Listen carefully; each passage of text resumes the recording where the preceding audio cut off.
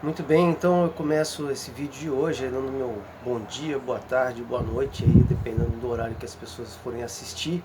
Esse vídeo que foi pedido aí pelo Glauber para o canal Janelas da Terra. É uma satisfação poder colaborar, né, com o canal Janelas da Terra, que tem trazido aí algumas discussões bastante interessantes, bastante pertinentes, interessantes, sempre com um viés, né, inovador na interpretação dos fatos, da realidade que nos cercam, né? Então o Glauber tinha pedido para mim para fazer esse vídeo falando um pouquinho, né, desse cenário da pandemia na Amazônia, né? E aí algumas questões que a gente vai abordar nesse vídeo de hoje, mas eu queria começar pela última, né, que é sobre a questão da complexidade cultural e social da Amazônia. Então, eu gostaria de começar esse vídeo de hoje tentando situar as pessoas. Eu não sei quem está assistindo o vídeo qual é o grau de intimidade, de conhecimento que as pessoas têm com relação à Amazônia. Então, sem me estender muito, eu gostaria só de começar, né, pintando esse cenário de que a Amazônia é muito grande, né? Existem muitos estados brasileiros nela, diferentes regiões com muitas diferenças sociais e culturais. Então, por exemplo, quando a gente fala do que está acontecendo em Manaus, não tem uma relação direta com a situação aqui, por exemplo, de Cruzeiro do Sul, que é onde eu estou. Então, só situando as pessoas, eu estou em Cruzeiro do Sul, é a segunda maior cidade do estado do Acre e é a maior cidade do Vale do Juruá. Então, a gente tem uma identidade que é estadual, nós somos acrianos, mas nós temos também uma identidade que é regional, que é a identidade de juruaense, né? Que nós estamos na margem do rio Juruá. E o rio Juruá, ele nasce, na verdade, no Peru, atravessa o Acre todo e continua aí por dentro do estado do Amazonas. Então existe uma identificação cultural, regional, nas pessoas que são do Vale do Juruá, tanto do lado do Acre quanto do lado do Amazonas. Uma outra questão também é que durante séculos, né, Cruzeiro do Sul, a capital, a referência de capital para os cruzeirenses era Manaus, né, e não Rio Branco. Isso porque, como nós não tínhamos uma ligação rodoviária, então a referência da gente de cidade grande, a referência daqui de Cruzeiro do Sul, né, de cidade maior, de centro urbano, era Manaus. Então tem muitos cruzeirenses que moram em Manaus. Às vezes as pessoas, como é o caso do próprio governador, né, que nasceu em Cruzeiro do Sul, foi criado em Manaus e agora é governador do estado do Acre. Então as pessoas vão e voltam entre esses dois estados. Então a gente realmente tem uma ligação forte, né, entre esses dois estados. Então, situando, a gente está na chamada Amazônia Ocidental aqui, né, na região aí mais próxima, na verdade estamos bastante próximos da fronteira, né, com o Peru. Então algumas pessoas colocam como Amazônia Subandina também.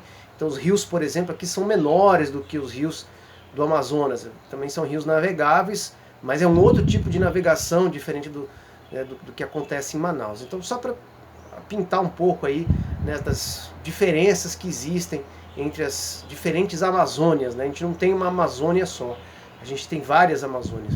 E um dado importante também para a gente trazer para esse vídeo de hoje é lembrar que a maior parte da população da Amazônia está nas cidades, né? Não está na zona rural. A gente tem uma população rural significativa, mas ela está muito dispersa, ela está muito espalhada. Isso não significa que não tem ninguém no interior, também não é verdade.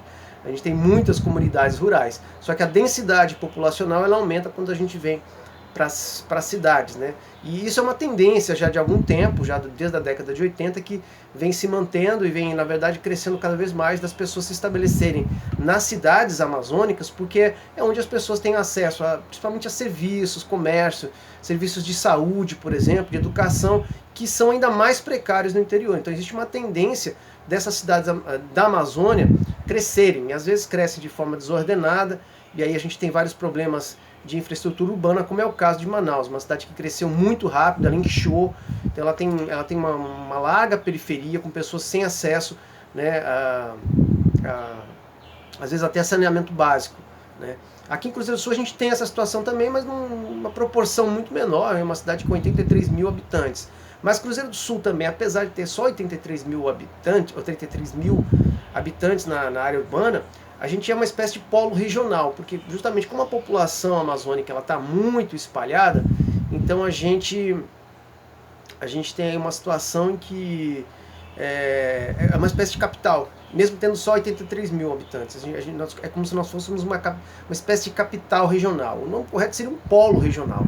Mas significa que as populações dos municípios em volta, tanto do Acre quanto do Amazonas, eles se referenciam aqui em Cruzeiro do Sul. Né? Eles vêm para cá, né? Por exemplo, para pegar avião, por exemplo, às vezes para compras, né? Alguns tipos de compras. Por exemplo, também para o hospital. A gente tem um hospital regional aqui que, levando em consideração os referenciais amazônicos, é um hospital bom, né, que é de referência aqui na região. Então, assim, só trazendo um pouquinho esse cenário antes da gente começar a trazer os outros assuntos. Vou fazer uma pequena pausa e a gente começa de novo. Pois bem, retomando aqui o vídeo, então, uma outra questão que foi colocada é a questão da chamada corrupção, né, da pandemia e da corrupção. Aí o Glauber colocou na Amazônia. Então, assim, bom, nós temos uma situação de corrupção que é generalizada no país inteiro. Então, também existem, né, os casos de corrupção em todos os estados. No entanto, quando a gente fala dessa corrupção endêmica, né, dessa corrupção muito forte, a gente está falando, se referenciando exatamente ao estado do Amazonas e não a todos os estados. Não que não exista corrupção nos outros estados, mas quem tem essa fama mesmo é o estado do Amazonas. E é uma fama que circula entre os estados vizinhos. Então, por exemplo, mesmo aqui no Acre, tem essa fama de que realmente o governo do Amazonas ou as prefeituras do Amazonas são envolvidas em corrupção. Por que tem essa marca, essa pecha? Bom, tem casos concretos, né? Muitos casos concretos. Teve governador aí afastado, governador do Amazonas afastado, preso. Mais ou menos como aconteceu no Rio de Janeiro também. E aí nos municípios do Amazonas, vocês imaginam, por exemplo, o tamanho do isolamento que é um município do Amazonas. Muitas vezes não tem ligação rodoviária, muitas vezes tem só um aeródromozinho para pousar um avião. Não tem estrada, é só por barco. Né? E aí muitas vezes o prefeito, as autoridades locais fazem o que querem. Né? E aí você tem essa situação de corrupção generalizada, passa décadas e vai se descobrir isso depois de muito tempo. Né? Então, enfim, acho que essas são algumas das condições que favorecem, né, essa questão da corrupção no estado do Amazonas. Né? Também me foi perguntado sobre a questão qual está sendo o papel do governo federal na situação da pandemia do Acre. Eu posso dizer que é nenhuma ou quase nenhuma. Não tem praticamente, pelo menos aqui, a gente quase não ouve falar de alguma atuação significativa do governo federal. O que existe sim é uma atuação do governo estadual que está bastante presente, e esse governo estadual, que é o governo do Gladson Camelia, ele se elegeu pelo PP, ele é um governador, a gente pode dizer assim, de direita, ele estaria no campo da direita, né? E ele tem procurado agir de uma forma bem institucional. Então ele conversa, ele dialoga com o governo Bolsonaro, dialoga com o ministro Pazuello, não procura ter nenhum tipo de atrito, né, com o governo, pelo contrário, está sempre ali, né, pedindo apoio e tal. Mas, por outro lado, no que se refere a tomar as medidas de isolamento, o governo ele não adotou aquilo que o bolsonarismo vinha pregando, vinha dizendo, né, contra o isolamento. O governador Gladson Camelia, aqui do estado do Acre, ele não embarcou nessa. Então, na hora de tomar as atitudes referentes ao Estado, né, ele não aderiu a esse pacote do bolsonarismo. Isso foi bastante inteligente, né, da parte dele. Ele está com aprovação aí acima de 80%. Né, a pandemia, nós tivemos alguns momentos difíceis aqui, mas ela está mais controlada do que em outros estados. Em alguns momentos dá aquele susto, mas no geral está controlado. Né? E ele não criou um conflito com o governo federal. Ele trata ali do governo federal de forma institucional, né? Tapinha nas costas, aperto de mão, fala bem do ministro, né? do ministro Pazuello. Mas enfim, como eu vinha falando, no que se refere à aplicação das medidas, ele não aderiu ao bolsonarismo. Então foram implantadas medidas de isolamento, né? Foi feito um cronograma, né? O Estado também se preparou. A gente, por exemplo, pode-se dizer que é um privilégio, né? O estado do Acre tem 3 usinas de oxigênio hospitalar. O Manaus, que é um parque industrial, não tem nenhuma. Né? Pelo menos segundo as informações que eu obtive, eles produzem lá um oxigênio, mas é a 95% de pureza, que é um oxigênio para alguns tipos de uso, mas para esse uso hospitalar ele já não serviria. Então, uma parte do oxigênio que está indo lá para Manaus está sendo produzido no Acre. Então, isso aí foi uma previdência, né? Por parte, não foi providência divina, né? Foi previdência por parte do governador que implantou essas essas 3 usinas, né, de processamento de oxigênio, o que sem dúvida é bastante interessante, e agora a gente está colhendo frutos disso, está numa situação um pouco mais confortável que o Amazonas, inclusive podendo mandar cilindros para o estado do Amazonas. E fora isso, nós estamos também recebendo alguns pacientes também do estado do Amazonas. Geralmente são pacientes também das regiões circunvizinhas, aqui dos municípios ao nosso redor. Não é um apoio assim significativo em volume, né? Porque a gente sabe que a situação lá é dramática, e por exemplo aqui em Cruzeiro do Sul são só 10 vagas destinadas ao pessoal de Manaus. Mas de toda maneira é significativo, é um alívio, é um paciente que está deixando de ir, né, para Manaus, né, e se tratando aqui mais próximo. Eu acho que tudo isso, de alguma forma, é uma colaboração. A gente tem hoje, tinha, né, até pouco tempo, dois pacientes do Amazonas em estado grave, aqui entubados, sendo tratados aqui em Cruzeiro do Sul, e um de Tabatinga, também Amazonas, lá em Rio Branco. Então, até onde eu sei, eram 3 pacientes apenas do Amazonas sendo tratados aqui. E alguns cilindros de oxigênio sendo encaminhados do Acre para o Amazonas. Então, assim, o governo estadual está saindo muito bem nessa crise, a oposição está apoiando ele na maior parte das medidas, ou em todas as medidas praticamente, porque ele tem tomado uma atitude assim mesmo, de acordo com a ciência, com a vantagem de que, diferente, por exemplo, do que o Dória, que procurou tensionar com o governo, ele não fez isso. O governador ele procurou tratar politicamente, despolitizando a questão, falando sobre saúde, falando sobre solidariedade, e isso pegou muito bem. Então, assim, eu até acho interessante aí pro, né, pessoal até da antropologia, da sociologia, estudar um pouco a forma como a política vem sendo conduzida aqui no Acre, que é interessante. Então, eu já falei até em outros vídeos, você tem a mesma evocação, né, desses chamados valores cristãos, desses valores conservadores, com um viés totalmente diferente aqui no estado, por parte dos prefeitos, por parte do governador, né? Os prefeitos, todos eles publicamente se manifestam empenhados em trazer a vacina, em fazer a vacinação. O discurso é esse e a prática tem sido essa também. Agora, claro, tem a dependência aí do governo federal, mas como eu falei, com essa distinção, ao invés de tensionar, como tensionou o Dória, como tem tensionado o Dória em São Paulo, o governador aqui do Acre, ele procura ali, né, ele se coloca numa posição talvez um pouco mais de humildade, né? E isso tem resultado bom, tem dado bons resultados políticos para o Gladys. Como eu falei, está com 80% de aprovação. Sobre a questão dos povos indígenas, também a gente tem situações muito diversas aqui na região. Então, por exemplo, o povo indígena no Quecuim, que historicamente conhecido como catuquino, eles estão na beira da estrada, né?